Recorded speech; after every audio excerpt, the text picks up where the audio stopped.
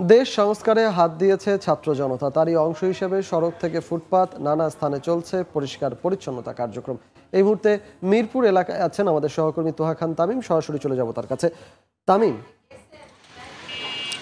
সড়ক থেকে ফুটপাত কিংবা সড়কের যেই বিভাজন সবখানেই আমরা দেখে থাকি বা দেখে আসছি যে নানা ধরনের পোস্টার, বিভিন্ন স্লোগান, অপ্রয়োজনীয় লিখন, নানা ধরনের যেই নোংরা পরিবেশ সেটি হয়ে থাকে। কিন্তু সেই নোংরা পরিবেশ থেকে পরিচ্ছন্ন পরিবেশে রূপান্তর করছেন আমাদের শিক্ষার্থীরা, যারা দেশ সংস্কারে হাত দিয়েছেন এবং এখন নানা বিভাগে তারা আসলে সংস্কার করছেন। বিশেষ করে সড়কের শৃঙ্খলা ফেরাচ্ছেন, কেউ সড়কের পাশে যে সড়ক ডিভাইডার রয়েছে সেই ডিভাইডারে সৌন্দর্য বর্ধনে কাজ করছেন।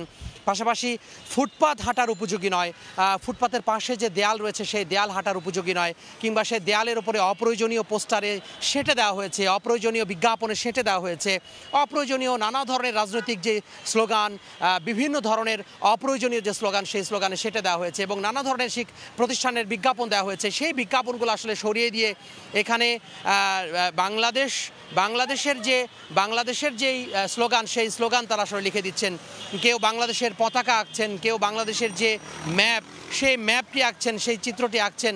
পাশাপাশি অন্যান্য যে সমস্ত কথাবার্তা রয়েছে কিংবা চলমান এই যে আন্দোলন, বৈষম্য বিরোধী ছাত্র আন্দোলন, সেই ছাত্র আন্দোলনে যে নানা ধরনের যে সমস্ত কথাগুলো খুবই বেশি জনপ্রিয় হয়েছে সেই কথাগুলো তো আসলে তারা কেউ লিখে দিচ্ছেন। অর্থাৎ এইখানে কিন্তু সৌন্দর্য যে বর্ধন, সেই সৌন্দর্য বর্ধনের কিন্তু কাজ চলছে।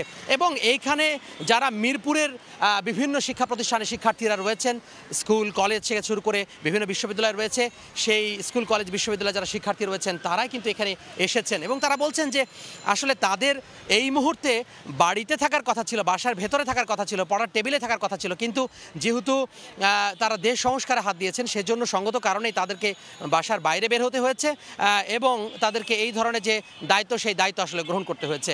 আমরা এখানে দেখতে পেয়েছি মিরপুরের যে বিভিন্ন এলাকা রয়েছে সেই বিভিন্ন এলাকায় নানা ধরনের যে সংস্কার সেই সংস্কার করছেন।